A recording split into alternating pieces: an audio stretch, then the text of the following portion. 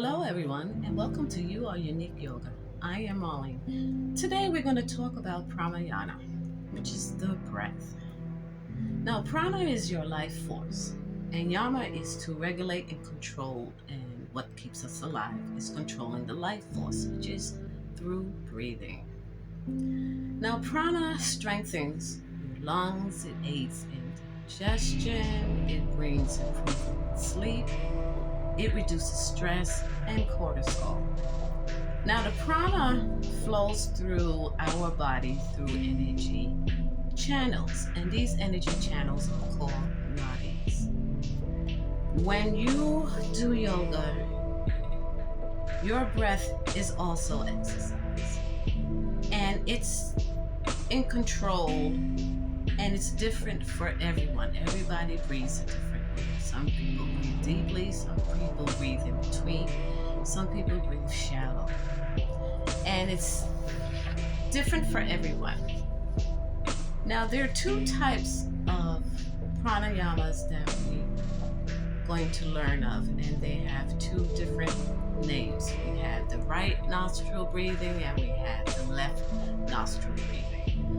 For the right nostril breathing, you inhale from the right side and you exhale to the left side. Now, there are forms of how you do them with your hands, and you place your two fingers here, thumb is the right nostril, your ring finger is the left nostril, and your pinky just pretty much hangs out. It really doesn't do anything.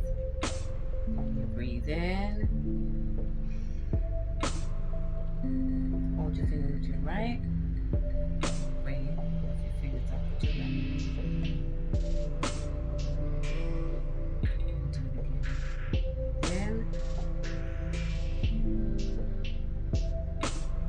Finger goes out, breathe out. Now that is just the one side of the right side. Then there's the left nostril. If you inhale through the left, same thing here, and you exhale through the right.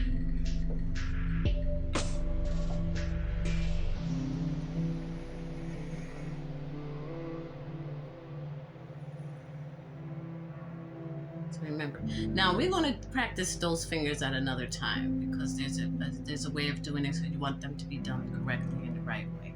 But that's just the gist of how it is from the right and through the left. If you have heart problems, you don't do the right side of the breathing. You would do the left side. To teach pranayama, it depends on the body type and or illness that you may have. So your yoga teacher is really going to show you how that is done and how to do it correctly, because everything in yoga is the breath. You have to use your breath properly. You never, ever, ever hold your breath. Never, ever, ever hold your breath. It's a way of breathing in and a way of breathing out. And you will be in control of that when you are doing a yoga class or any pose that there is.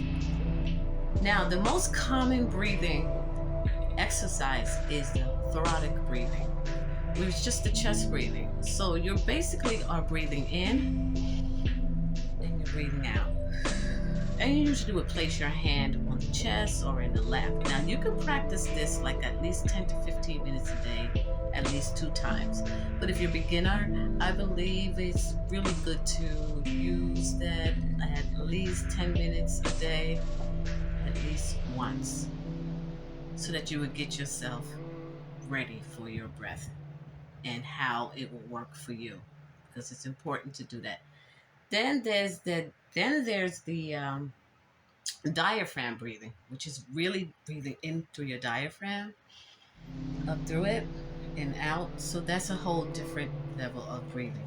Now, pranayama is it's really nice to do. Even if you're not doing a yoga class, you can just sit and breathe normally in and out, which is a very good thing to do.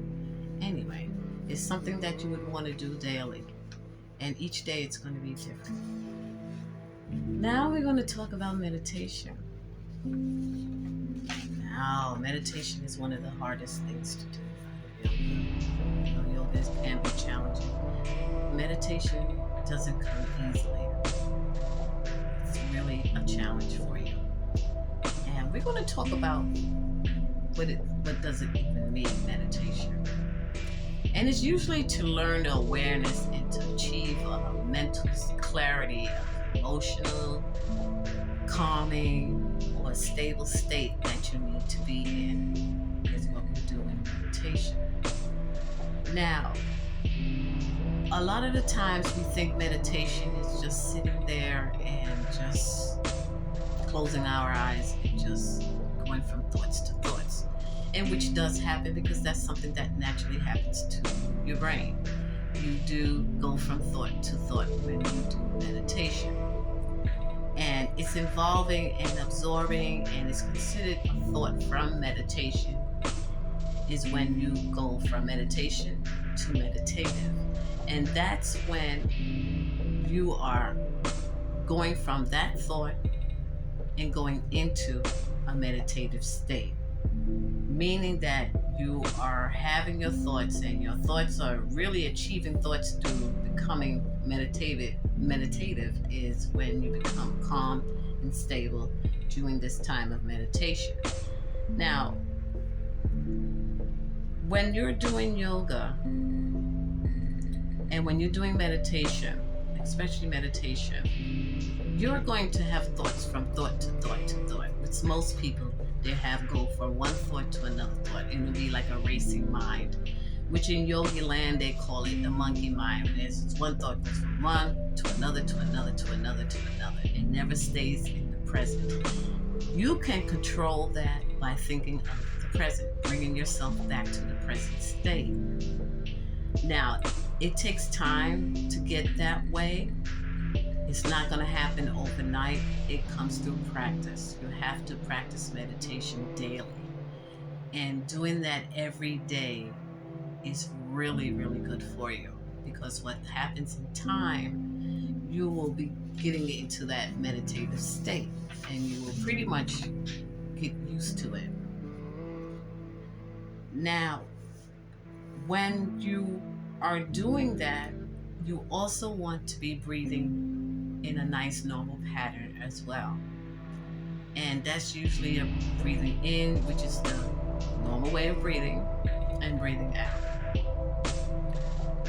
And when you do that, you pretty much want to stay within the presence if you're finding yourself going to a thought of another thought. Because thoughts can come from anything. It could come from something that just happened a few hours ago. That thought can also be something that's 5-10 years ago that happened to you. Something that happened to you 5-10 years ago, and you wonder, wow, how can that be? Well, that's just the mind. That's everything in the memory pattern. It's the way your brain is thinking. But you always bring yourself back to the present state whenever you are doing meditation. Like I said, meditation is not easy. It takes time. It's something that you should practice daily, every day. It does help with your brain cells. It helps preserve your brain cells as well. So it's something that you want to do every day. And that's just, you start at least with maybe 2 minutes if you're a beginner. And then you work your way up through time. The most pattern time would be 30 minutes to an hour. Most people don't really stay an hour. And I know my experience with that because I've done that, and to me it wasn't a really good experience for me to do a yoga pattern for 30, let's say for an hour. It's just something just happened to my body at the time when I did it, and I didn't like the way I felt. So I knocked it back to 40 minutes. Then I knocked it back to 35 minutes, and then I knocked it back to 30. So I can do 30 minutes straight with no problem, with a very calm and easy mind, and I do not experience the monkey mind at all. And it took me 6 months to a year to get like that. It took a while. It didn't happen overnight. So it takes a while to get to that level. And I'm comfortable with it. I don't think I feel I have to do 45 minutes to an hour. 30 minutes is good for me, and I do it every day, and I do it daily. And I do it whenever I feel that I want to do it again. I will do it again at another time. So it's something that takes time to do, and it's also nice to do. So we'll be doing meditations as well on this channel. And don't forget to like and subscribe. And also channel in by, send us a message. Let us know what we're doing. I am loving the views. The views are really, really great. I did not expect that I was getting so many views like that. I really didn't know it was going to happen. But I would love to have the subscribers. It would really be nice because we're going to have a really great time doing this channel. And it's going to be so much we're going to learn and so much we're going to do. So hope to see you next time. Don't forget to like and subscribe. And I'll see you on the next channel. Bye.